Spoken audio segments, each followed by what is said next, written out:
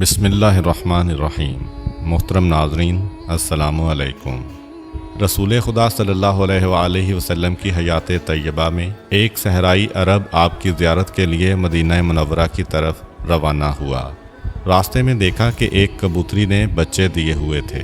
اس نے کبوتری کے بچے اٹھا لیے اور دل میں کہا، یہ بچے حضرت صلی اللہ علیہ وآلہ وسلم کی خدمت میں بطور تحفہ پیش کروں گا۔ جب کبوتری نے اپنے بچے ایک انسان کے ہاتھ میں دیکھے تو وہ بڑی مضطرب ہوئی اور اس کے سر پر چکر کاٹنے لگی۔ وہ شخص مدینہ پہنچا اور مسجد نبوی میں گیا، حضرت کی زیارت کا شرف حاصل کیا اور کبوتری کے بچے آپ کی نظر کیے۔ کبوتری نے جیسے ہی اپنے بچوں کو دیکھا تو وہ تیزی سے زمین پر اتری اور بچوں کے گرد چکر لگانے لگی۔ پھر وہ اڑی اور کچھ دیر بعد واپس آئی تو اس کی چونچ میں غذا تھی، جسے اس نے چوزوں کے سامنے ڈالا اور اڑ گئی۔ پھر کچھ دیر بعد دوبارہ آئی اور اپنے چوزوں کے سامنے غذا ڈالی۔ اس منظر کو رسول اکرم صلی اللہ علیہ وآلہ وسلم اور دوسرے تمام صحابہ اکرام نے دیکھا۔ رسول اکرم نے اپنے صحابہ سے فرمایا، تم نے دیکھا کہ ایک کبوتری کو اپنے چوزوں سے کتنی محبت ہے؟ صحابہ نے کہا، بے شک یا رسول اللہ، آج ہم نے ماں کی ممتا کا یہ عجیب پہلو دیکھا ہے۔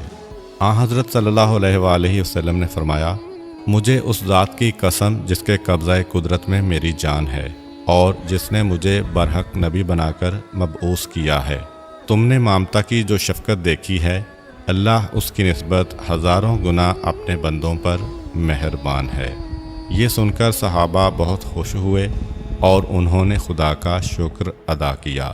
پھر حضرت صلی اللہ علیہ وآلہ وسلم نے حکم دیا کہ کبوتری کے بچے آزاد کر دیے جائیں۔ جالینوس اپنے دور کا مشہور حاذق طبیب اور بہت بڑا عالم تھا۔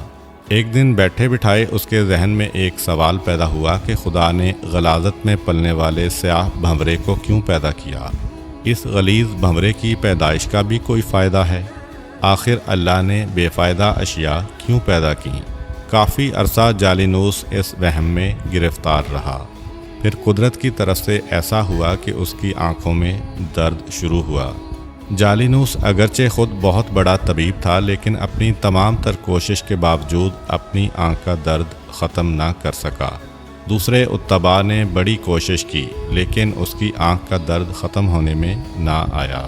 ایک دن ایک بڑھیا جالینوس کے پاس آئی اور اس سے کہا کہ میرے پاس ایک پڑیا موجود ہے جو کہ آنکھوں کے لیے بڑی مفید ہے، خاص طور پر درد چشم کے لیے اکسیر ہے۔ جالینوس نے کہا، آپ مہربانی کر کے وہ دوائی میری آنکھوں میں لگائیں۔ عورت نے سلائی سے وہ دوائی اس کی آنکھوں میں لگائی۔ تھوڑی دیر کے بعد آنکھ کا درد ختم ہو گیا اور جالینوس کو آرام آ گیا۔ اس کے بعد جالینوس نے اس بڑھیا کو بلایا اور اس سے پوچھا کہ تم نے یہ لاجواب دوائی کس چیز سے بنائی ہے؟ عورت نے کہا، گوبر میں پائے جانے والے سیاہ بھنورے کو میں نے پکڑ کر مارا، پھر اسے دھوپ میں خشک کیا، اس کے بعد میں نے اسے کوٹا اور یہ وہی دوائی ہے جو میں نے آپ کی آنکھوں میں لگائی ہے۔ جب جالینوس نے یہ جواب سنا تو حیران رہ گیا اور اسے معلوم ہو گیا کہ خدا نے کوئی چیز بیکار اور بے فائدہ پیدا نہیں کی۔ مشہور متکلم علی بن میثم بغداد کے رہائشی تھے۔ ان کے زمانے میں مامون کی حکومت تھی۔ اس وقت حسن بن سہل مامون کا اہم ترین وزیر تھا، جو کچھ الحاد کی طرف مائل تھا۔ ایک دن ایک زندیق اس کے پہلو میں بیٹھ کر شیخیاں بگھار رہا تھا اور بہت سے افراد اس کی باتوں کو دلچسپی سے سن رہے تھے۔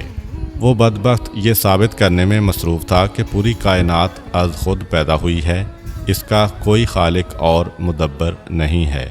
ابھی وہ اپنی یاوہ گوئیوں میں مصروف تھا کہ اتفاق سے علی بن میثم بھی وزیر کے دربار میں تشریف لائے۔ انہوں نے زندیق کی باتیں سنی تو انہیں سخت صدمہ ہوا۔ انہوں نے وزیر حسن بن سہل کو مخاطب کر کے کہا، جناب، اس کی باتیں بعد میں سن لینا، پہلے میری بات سنیں۔ آج میں نے اپنی زندگی کا عجیب ترین حادثہ دیکھا ہے اور میں وہ آپ کو سنانا چاہتا ہوں۔ ان کی اس آواز پر خاموشی چھا گئی۔ وزیر نے کہا، آپ نے آج کیا دیکھا ہے؟ علی بن میثم یوں مخاطب ہوئے، آج مجھے آپ کے یہاں آنا تھا تو میں دریائے دجلہ کے ساحل پر گیا۔ تاکہ کشتی پر بیٹھ کر آپ کے پاس آ سکوں۔ میں نے دیکھا کہ ایک کشتی کسی ملاح کے بغیر چلتی ہوئی دجلہ کے کنارے آ کر لگی۔ لوگ اس پر سوار ہوئے۔ پھر کشتی مسافروں کو لے کر دریا میں چل پڑی۔ کشتی میں بیٹھے ہوئے مسافروں نے مختلف گھاٹوں پر اترنا تھا۔ کشتی ہر ایک گھاٹ پر گئی اور مسافر اپنے اپنے گھاٹ پر اترتے گئے۔ پھر آخر میں اس نے مجھے آپ کے محل کے سامنے آ کر اتارا۔ اس کے بعد آپ کے پاس چلا آیا۔ زندیق نے جب یہ داستان سنی تو اس نے چیخ کر کہا، وزیر صاحب، اس شخص کی باتیں سننا وقت ضائع کرنے کے مترادف ہے۔ یہ تو مجھے احمق انسان معلوم ہوتا ہے۔ اس میں عقل و فہم کے نام کی کوئی شے نہیں ہے۔ وزیر نے کہا، آپ نے یہ کیسے فیصلہ کر لیا کہ یہ احمق ہے؟ زندیق نے کہا، جناب، اس سے بڑھ کر اور حماقت کیا ہو سکتی ہے کہ ایک کشتی ملاح کے بغیر خود بخود چل کر گھاٹ پر آئے اور مسافروں کو اٹھا کر مختلف گھاٹوں پر اتارے، جبکہ ہم سب جانتے ہیں کہ کشتی لکڑی سے بنی ہوئی ہوتی ہے۔ وہ جمادات کی ایک شکل ہے، اس میں تو روح ہے اور نہ عقل اور نہ ہی احساس ہے۔ آخر ایک کشتی سے یہ توقع کیسے کی جا سکتی ہے کہ وہ خود بخود سفر کرے اور مسافروں کو ان کی منزل مقصود پر اتارے؟ علی بن میثم نے فرمایا، وزیر صاحب، احمق میں نہیں، یہ خود ہے۔ اگر ایک کشتی ملاح کے بغیر سفر نہیں کر سکتی تو خدا را مجھے بتایا جائے کہ زمین، سورج، چاند، ستارے بھی تو جمادات ہیں، ان میں بھی روح نہیں ہے۔ وہ لاکھوں سالوں سے کسی مدبر کے بغیر اپنے اپنے مدار میں کیسے گردش کر رہے ہیں، اور وہ اپنے مدار سے کیوں نہیں ہٹتے، اور وہ مسلسل لگی بندی حرکت کیوں کر رہے ہیں، جبکہ کشتی تو ملاح کے بغیر نہیں چل سکتی۔ آخر یہ کائنات کا نظام کسی محرک و مدبر کے بغیر کیسے چل سکتا ہے؟ علی بن میثم کی اس تقریر سے زندیق کے ہاتھوں کے طوطے اڑ گئے۔ وہ سخت شرمندہ ہوا اور شرمندگی کی وجہ سے گردن جھکا لی، پھر خاموشی سے اٹھ کر وہاں سے چلا گیا۔ امید کرتا ہوں کہ آپ کو آج کی ویڈیو اچھی لگی ہوگی۔ اگر آپ کو ہماری ویڈیو